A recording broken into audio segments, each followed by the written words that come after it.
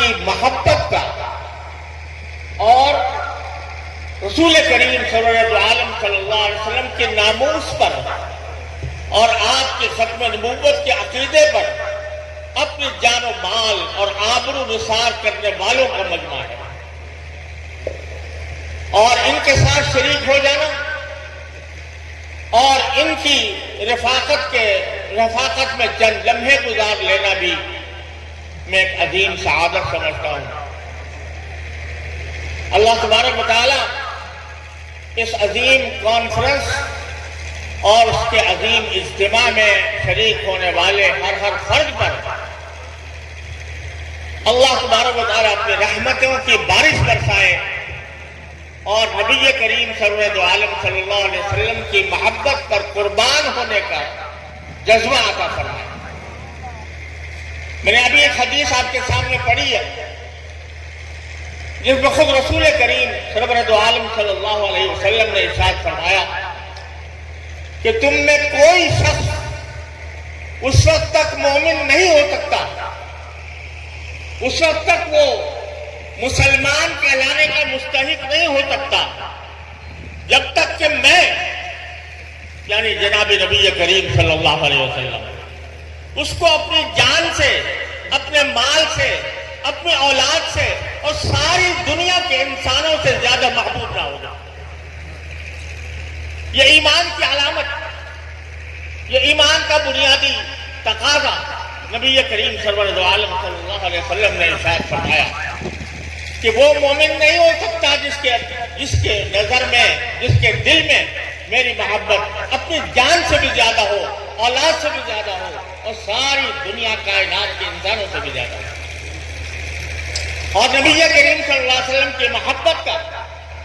یہ تقاضا ہے کہ سرکار دو عالم صلی اللہ علیہ وسلم کو اللہ تبارک و تعالیٰ نے جن صفات کے ساتھ مبعوث فرمایا ان میں سے ایک ایک صفت کے اوپر بندہ اپنی جان قربان کرے۔ ان صفات میں بہت بڑی عظیم صفت یہ تھی کہ سارے انبیاء کرام علیہ السلام جو پہلے تشریف لائے وہ کسی ایک قوم کے لیے آتے تھے، کسی ایک قبیلے کے لیے آتے تھے، کسی ایک خطہ زمین کے لیے آتے تھے، لیکن اللہ جل جلالہ نے حضور نبی کریم سرور عالم صلی اللہ علیہ وسلم کے بارے میں یہ اعلان فرما دیا کہ وَمَا أَرْسَلْنَاكَ إِلَّا كَافَّةً لِلنَّاسِ بَشِيرًا وَنَذِيرًا، کہ ہم نے آپ کو صرف عربوں کے لیے نہیں، صرف مکے والوں کے لیے نہیں، صرف حجاز والوں کو نہیں، یہ نہیں، بلکہ پوری انسانیت کے لیے ہم نے آپ کو رسول بنا کر دیا۔ اور انسانیت کے مفہوم میں، للناس جمیعاً کے مفہوم میں جس طرح وہ لوگ داخل ہیں جو رسول کریم سرور عالم صلی اللہ علیہ وسلم کے عہد مبارک میں موجود تھے، حضرات صحابہ کرام یا دوسرے مسلمان، اسی طرح آپ کے بعد آنے والے، آپ کے بعد جتنی آنے والی نسلیں ہیں وہ سب للناس جمیعاً کے اندر داخل ہیں۔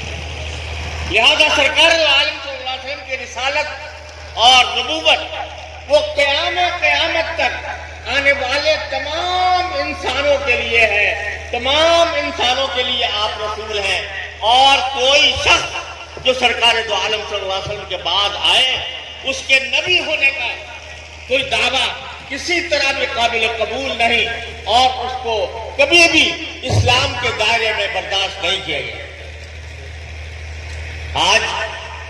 اللہ تعالیٰ کے فضل و کرم سے علماء کرام نے، داعیان اسلام نے روز روشن کی طرح یہ بات واضح اور مبرہن کر دی کہ جو شخص بھی رسول کریم صلی اللہ علیہ وسلم کے بعد نبوت کا دعوے دار ہو کسی بھی معنی میں، چاہے وہ ذلی کہے، بروزی کہے، عکس کہے، کچھ صریح اصطلاح استعمال کرے، آپ کے بعد کوئی نبی نہیں آ سکتا، نہیں آ سکتا، نہیں آ سکتا۔ اور اگر اس کا کوئی دعویٰ کرے تو وہ غیر مسلم ہے، وہ کافر ہے، اس کو دار اسلام میں کسی طرح بھی برداشت نہیں کیا جا سکتا۔ آج اللہ تعالیٰ کے فضل و کرم سے علماء کرام کی جدوجہد کے نتیجے میں پاکستان میں اس حقیقت کو آئینی طور پر تسلیم کر لیا گیا اور اللہ تبارک و تعالیٰ نے پاکستان کو یہ خصوصیت عطا فرمائی کہ اس میں ختم نبوت کا عقیدہ اس کے دستور اساسی کے اندر موجود ہے۔ لیکن یہ لوگ جو مرزا غلام احمد قادیانی کو نبی یا مسیح موعود یا مہدی قرار دینے والے لوگ ہیں، وہ ساری دنیا میں یہ پروپیگنڈا کرتے ہیں کہ پاکستان میں ہم سے ظلم کیا گیا، ہم مظلوم ہیں، ہمیں دائرہ اسلام سے خارج کر دیا گیا۔ حالانکہ خود ان کا کرنا یہ ہے کہ ہم نے ان کو اسلام سے شاید بعد میں متفقہ طور پر خارج کیا، لیکن انہوں نے اپنی نبوت کا آغاز ہی ساری امت مسلمہ کو کافر قرار دے کر کیا اور یہ کہا کہ جو مرزا غلام احمد قادیانی پر ایمان نہیں لاتا وہ دائرہ اسلام سے خارج ہے۔ انہوں نے سب سے پہلے پوری امت مسلمہ پر کفر کا فتویٰ لگایا اور کفر کا فتویٰ ہی نہیں بلکہ یہ کہا کہ جو مرزا غلام احمد قادیانی کو نہ مانے، اس کی نبوت کا انکار کرے، وہ کنجریوں کی اولاد ہے۔ کسی کو غیر مسلم کہنا، کسی غیر مسلم کو غیر مسلم کہنا یہ کوئی گالی نہیں ہے، یہ ایک حقیقت کا اظہار ہے، لیکن کنجریوں کی اولاد کہنا ساری امت مسلمہ کو، انڈونیشیا سے لے کر مراکش تک پھیلی ہوئی اسلامی دنیا کو انہوں نے نہ صرف کافر کہا بلکہ کنجریوں کی اولاد قرار دیا۔ تو ظالم وہ ہوئے یا ہم ہوئے؟ مظلوم امت مسلمہ ہے یا وہ تھوڑا چھوٹا سا گروہ ہے؟ امت مسلمہ مظلوم ہے، امت مسلمہ مظلوم ہے۔ ان کے کلیجوں کو سرکار دو عالم صلی اللہ علیہ وسلم کی ناموس پر حملہ کر کے، آپ کے ختم نبوت پر حملہ کر کے چھلی کیا گیا اور اس کے نتیجے میں پوری امت مسلمہ ان کے ظلم و ستم کا شکار رہی۔ ان کی سیاسی ہتھ کنڈوں نے نہ جانے کتنے حریت پسند مسلمانوں کے راستے میں کانٹے بچھائے اور ان کے لیے انہوں نے راستے بند کیے، ان کے راہ میں رکاوٹیں کھڑی کی، روڑے اٹکائے۔ تو ظلم در حقیقت اس شخص نے کیا جس نے سب سے پہلے یہ کہا کہ میں محمد رسول اللہ صلی اللہ علیہ وسلم کے بعد نبی بن کر آیا ہوں، بلکہ یہ بکواس کی کہ میں عین محمد رسول اللہ صلی اللہ علیہ وسلم کا مظہر ہوں، والعیاذ باللہ۔ تو اللہ تبارک و تعالیٰ کے فضل و کرم سے ہم کسی پر ظلم نہیں کرتے، ہم حق بات کہتے ہیں اور حق بات کا اعلان کرتے ہیں اور اس میں ہمیں کبھی کوئی شرمندگی نہیں، لیکن ساتھ ہی ہم یہ سمجھتے ہیں کہ بحیثیت ایک مسلمان کے اور بحیثیت شمع نبوت کے پروانے کے، جہاں ہمیں یہ تعلیم دی گئی ہے کہ سرکار دو عالم صلی اللہ علیہ وسلم کے ناموس کے اوپر اپنی جان، مال، آبرو سب کچھ قربان کر دو، وہاں ہمیں یہ بھی تعلیم دی گئی ہے کہ جو لوگ غلط فہمی کی وجہ سے یا کسی کے بہکانے کی وجہ سے بھٹک گئے ہیں، راستے سے بھٹک گئے ہیں، تو ان کو دعوت دینا بھی ہمارا کام ہے۔ ادعو الی سبیل ربک بالحکمۃ والموعظۃ الحسنہ وجادلہم باللتی ہی احسن۔ اللہ تعالیٰ فرماتے ہیں کہ اپنے رب کے راستے کی طرف لوگوں کو دعوت دو نصیحت کے ذریعے اور اچھی نصیحت کے ذریعے اور حکمت کے ذریعے، اور جب جدال کا وقت آئے تو جادلہم باللتی ہی احسن، ان کو احسن طریقے سے ان کے ساتھ مناظرہ کرو یا مباحثہ کرو یا جدال کرو۔ لہذا میں یہ گزارش کرتا ہوں، اس میں کوئی شک نہیں کہ جو لوگ اپنے آپ کو غیر مسلم ہونے کے باوجود اپنے آپ کو مسلمان قرار دیتے ہیں اور لوگوں کو دھوکہ دیتے ہیں، ان کی مصنوعات کا اگر بائیکاٹ پاکستان کے اندر یہ کرنا چاہیے، لیکن ساتھ ساتھ ہمارا یہ بھی فرض ہے کہ اگر آپ کسی کو دیکھیں کہ وہ ان کے جال میں پھنس رہا ہے اور ان کے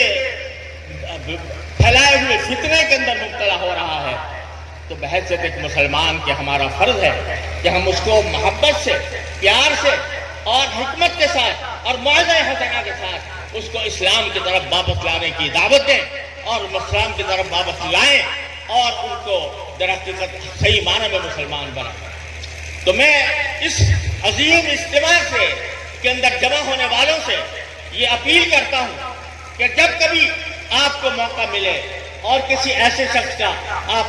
کا مقابلہ ہو یا ایسے شخص کے ساتھ آپ ایسے شخص کو پائیں جو غلط فہمی کی وجہ سے اس راستے پر پڑ گیا ہے،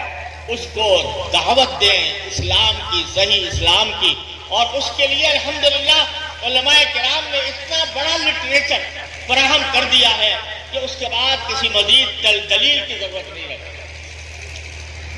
جب قومی اسمبلی میں یہ معاملہ زیر بحث تھا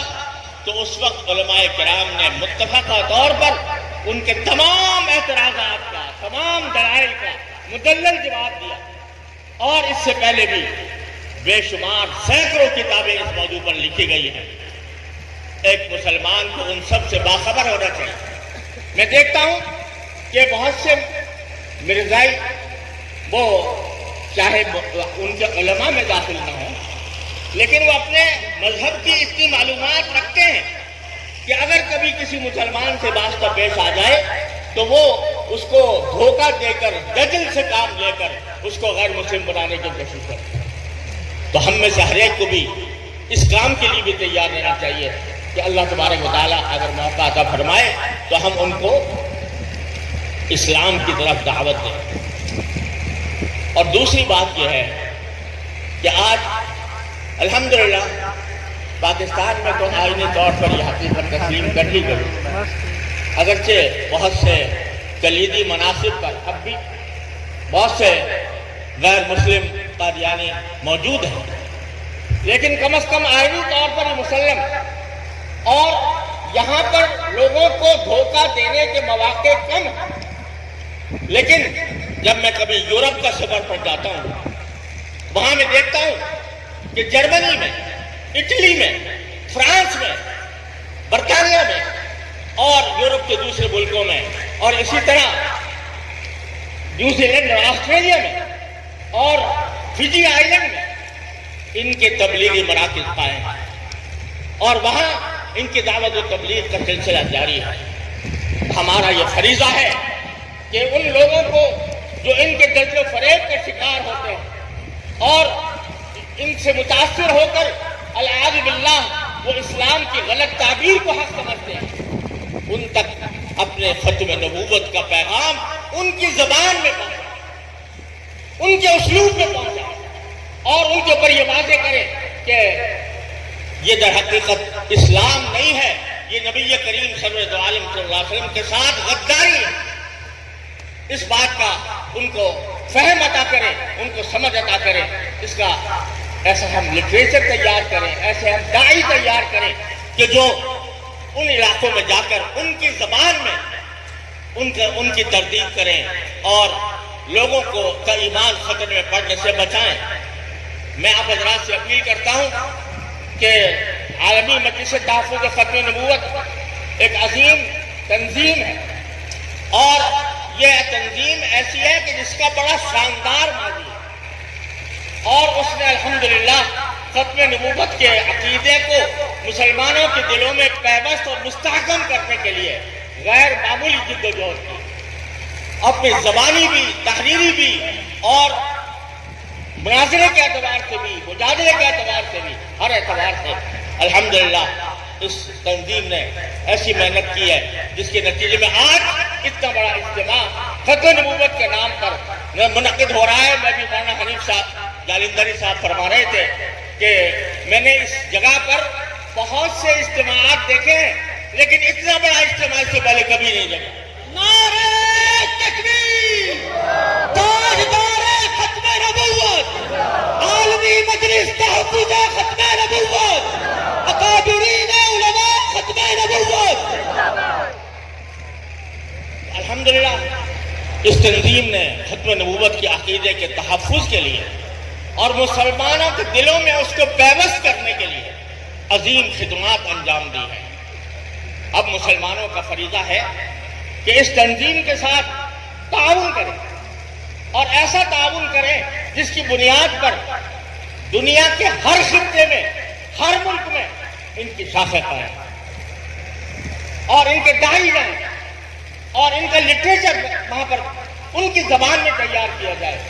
اگر آپ حضرات اس تنظیم کے ساتھ تعاون کریں گے اور اس تنظیم کو اپنے اوقات دیں گے، اپنا روپیہ دیں گے، اپنا مال دیں گے، تو انشاءاللہ یہ تنظیم اس قابل ہوگی کہ دنیا کی آخری حدود تک ختم نبوت کا پیغام پہنچائے۔ اللہ تبارک و تعالیٰ اس کو بھی اس کی توفیق عطا فرمائے اور ہم سب کو اس کی توفیق عطا فرمائے۔ وآخر دعوانا الحمدللہ۔